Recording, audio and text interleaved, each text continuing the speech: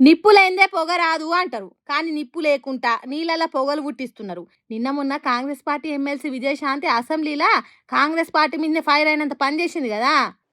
ఏం వాగ్దానాలు చేశారంటే అధ్యక్ష, 250 గజాల ఇళ్ల స్థలం ఇస్తా అన్నారు. ఆ ఇళ్ల స్థలంలో ఇల్లు కట్టుకోవడానికి 5 లక్షలు ఇస్తా అన్నారు. 4,000 పెన్షన్ ఇస్తా అన్నారు.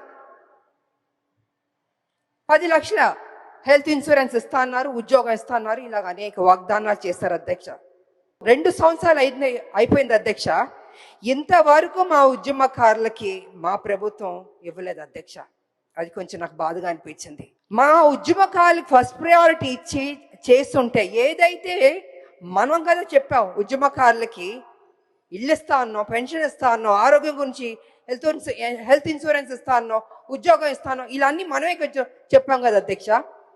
అవన్నీ చేస్తుంటే ఆన్ టైంకి ఫస్ట్ ప్రయారిటీ ఇచ్చి ముందే చేస్తుంటే గౌరవంగా ఉండేది అధ్యక్ష. ఇవాళ పరిస్థితి ఏమైందంటే అధ్యక్ష, ఉద్యమకారులు అడుగుతున్నారు.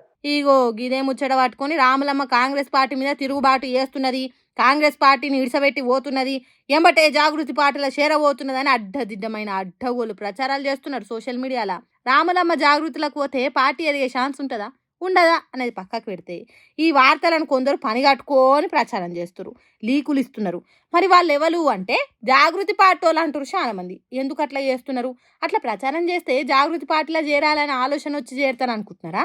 లేకుంటే ఫ్రీ పబ్లిసిటీ చేసుకునే ఉపాయం ఏమో మనకు తెలియదు. కానీ అడ్డగోలుగా తప్పుడు వార్తలు తిప్పుతున్నారు.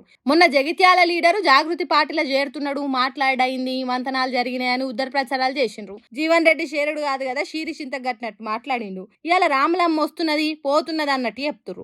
రేపు ఇంకొక లీడర్ ముచ్చట కూడా అట్లనే ప్రచారం చేస్తారు కావచ్చు. ఇట్లా చేస్తే పార్టీకి డ్యామేజ్ జరుగుతుందనే జాగృతులు ఉన్న వాళ్ళకు ఎందుకు తెలుస్తలేదు కావచ్చు. సరే, కింది స్థాయి సోషల్ మీడియా వర్కర్లకు తెలియకుంటే పైన ఉన్న వాళ్ళకైనా తెలవాలి కదా. వస్తున్నారు అని పబ్లిసిటీ చేసుకుంటా అంటే ఆఖరికి జాగృతి పార్టీ దిక్కు ఎవ్వరు చూడకుంటే చేరాలనుకున్న వాళ్ళు కూడా చేరకుంటా గారా. ఏదో చేస్తామనుకొని పార్టీ పెడితే ఎవ్వరు చేరకుంటే ఇజ్జత్ పోదా?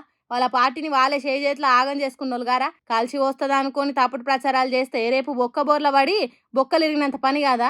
ఎందుకు ఈ అల్పేపు చేష్టలు అని మాట్లాడుకుంటారట జాగృతి పార్టీ ఎవరాలు చూసిన తెలంగాణ పబ్లిక్ కూడా.